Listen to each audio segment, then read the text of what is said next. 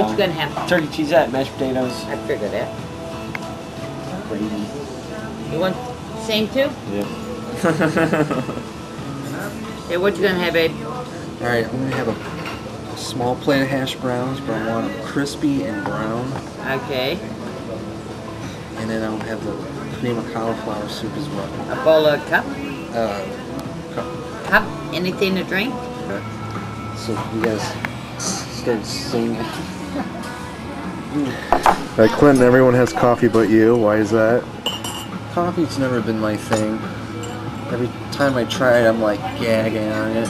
It's not my liquid of choice. It's not your cup of tea. Right. If I wanted to, I would have ordered something. But, yeah, I have to be somebody else, like the kid that doesn't have coffee.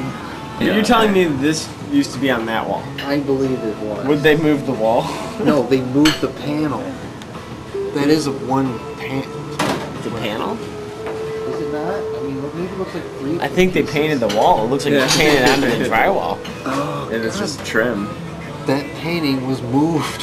Somebody upstairs, there's an apartment. And once, one of the tenants left the water running in the bathroom. And it came through the ceiling here.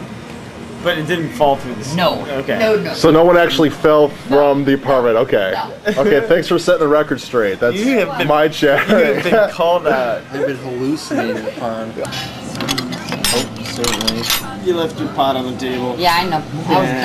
I was coming back for it. Yeah. Thanks. I'll bring you guys some All more right. water. Thank you. Okay?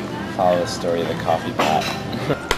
Pack them smokes real good. You better. Try and get every penny's worth I out. noticed smokes are cheaper than gasoline now. Yeah? Isn't that remarkable? Can't believe it. It is. It makes me think that cigarettes aren't expensive. Yep.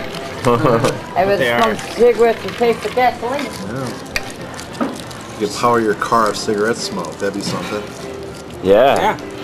You could, in theory, if You you were could, to yeah. take these premium, unregulated smokes to Canada, where they are regulated and don't have as much kick as American cigarettes, you could, and thus double your money, take that money back, and then buy the gasoline that is oh so cheaper than the rest of the freaking world. Okay, I hear what you're saying. We were talking about actually burning the cigarettes for fuel, though. Well, that would entail somehow the smoke condensing and being able to be burned again or something. Yeah, it just didn't sound likely. Well, most importantly, I would like to discuss the breakthrough that we have unearthed tonight at the Hessel Family Restaurant. We completely debunked the legend.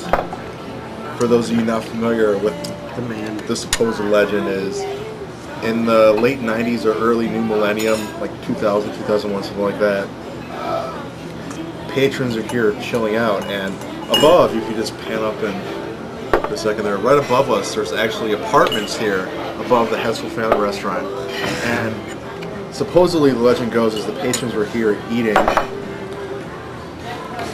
that the ceiling caved in and a man who was showering, being naked and like dripping with soap and water, just like fell out from upstairs down here, and like comedically, strategically tried covering himself and whatnot. And for the longest time, I believed it. I thought it gave this place a little extra kick. Some street cred, right? Oh, a little fantasy, if you would. Almost like an extra visual personality. Extra. The only thing that makes it Bama was the unexpected. That's very true. So that kind of went with the whole idea of you're here, you're hanging out, you're conversing, you're having your coffee, your cigarettes, whatever, and just some guy just falls through the ceiling. Well, don't forget it was already dripping enough to fill the bucket. Kids don't smoke. It's thetruth.com featuring Josh Hanchar. Making his family upset. Watch it. Tell the story of the man who fell through the Man ceiling. who fell through the ceiling. I want to hear your version of Well, we it. probably would have seen this basically. State your sources too. It's second That's very and important. third hand. Third hand through one of the Leininger sisters, the elder Lady A, and then through the younger Lady B. And mutual friend Rose said that they usually were going to be in the very booth where the leak, and then subsequently the man that fell through the ceiling.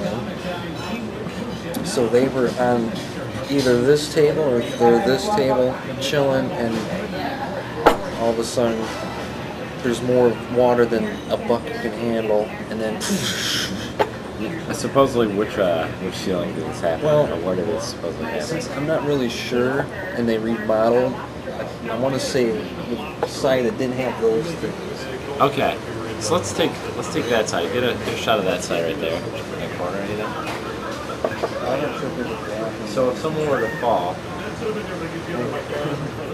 Hold on. I want to get the rest of the story. Make it short though. Come on, we're not on film here. The man was using his hands to cover up his genitalia, and then I heard that the cook had gotten the smallest little towel to cover him up. So, all aside, it was supposed to be thoroughly embarrassing and incredible for the ladies to be witnessing this at any point in juncture. I believe it was just last week where we discussed this.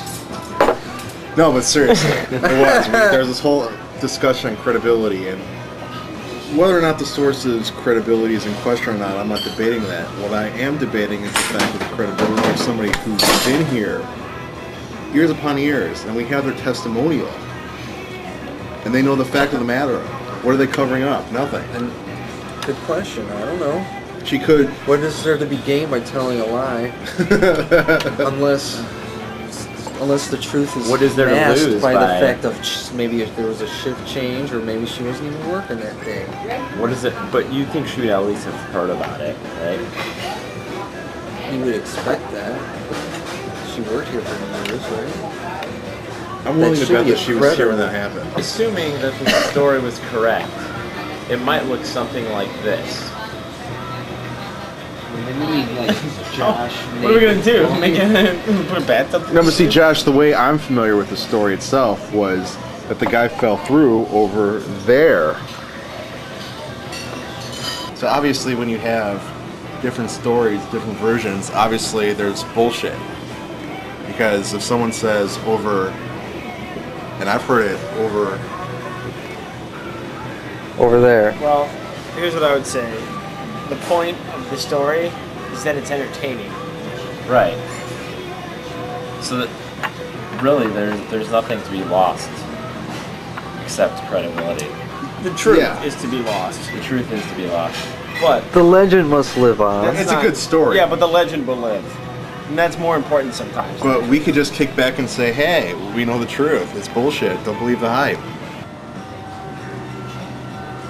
I see where you're coming from. It's good to entertain people.